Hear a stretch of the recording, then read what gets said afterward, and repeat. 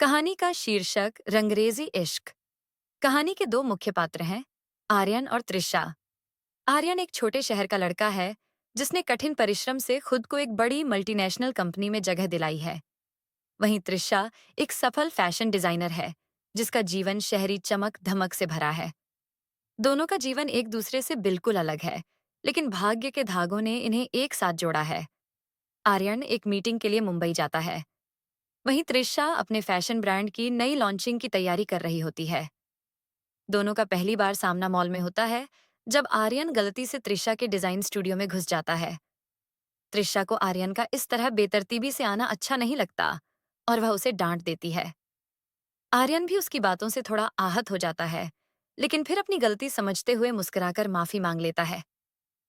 इस पहली मुलाकात में दोनों को एक दूसरे से चिढ़ जरूर होती है, लेकिन इस मुलाकात ने दोनों के दिलों में एक अजीब सी खट्टी मीठी याद छोड़ दी।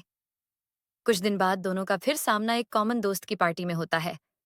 इस बार त्रिशा को आर्यन का सादगी भरा अंदाज भजाता है और आर्यन को त्रिशा की कला में डूब जाने वाली सच्चाई। दोनों में बातचीत होने लगती है और इस बार वे एक दूसरे को समझने की कोशिश करते हैं। धीरे धीरे दोनों की दोस्ती गहरी होती जाती है। आर्यन अपनी सादगी से त्रिशा के जीवन में एक ठहराव लेकर आता है, वहीं त्रिशा की कला और शहरी जिंदगी आर्यन के जीवन में एक नया रंग भरती है। दोनों अक्सर साथ में समय बिताने लगते हैं, कभी किसी कैफे में तो कभी समुंदर किनारे। इस दौरान दोनों की दोस्ती एक प्यारे से बंधन में बदलने लगती। उनका रिश्ता तभी परखा जाता है जब त्रिशा को एक बड़े प्रोजेक्ट के लिए पेरिस जाना पड़ता है और आर्यन को कंपनी के काम के सिलसिले में न्यूयॉर्क भेज दिया जाता है। दोनों एक दूसरे को मिस करने लगते हैं, लेकिन समय की कमी और दूरियों के कारण उनकी बातें कम होती जाती हैं। कई बार दोनों के बीच गलतफहमियां भी होने लगती हैं, जिससे उनके रिश्ते में खटास आ जाती है।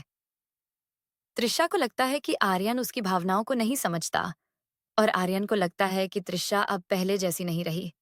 दोनों के बीच गलतफहमियां इतनी बढ़ जाती हैं कि एक दिन त्रिशा कह देती है, शायद हमें इस रिश्ते से ब्रेक ले लेना चाहिए। ब्रेकअप के बाद आर्यन और त्रिशा दोनों अपनी अपनी जिंदगी में व्यस्त हो जाते हैं, लेकिन दिल में कहीं ना कहीं एक खालीपन बना रहता है। एक दिन त्रिशा को अपनी गलती का एहसास होता है। उसे समझ आता है कि उसने आर्यन की सादगी को उस शहरी जीवन के आगे तवज्जो नहीं दी जो वह खुद जी रही थी। वहीं आर्यन को भी एहसास होता है कि उसने त्रिशा की महत्वाकांक्षाओं को समझने में चूक की। दोनों अपने दिल की बात कहने के लिए बेचैन हो जाते हैं। आर्यन त्रिशा के स्टूडियो में अचानक पहुंच जाता है और त्रिशा को देखकर कहता है, तुम्हारी हर खुशी में शामिल होने के लिए मैं तैयार हूं, बस तुम मेरे साथ चलो। त्रिशा रोते हुए आर्यन को गले लगाती है और कहती है, मैं भी तुम्हारी तरह सादगी में खुश रहना चाहती है।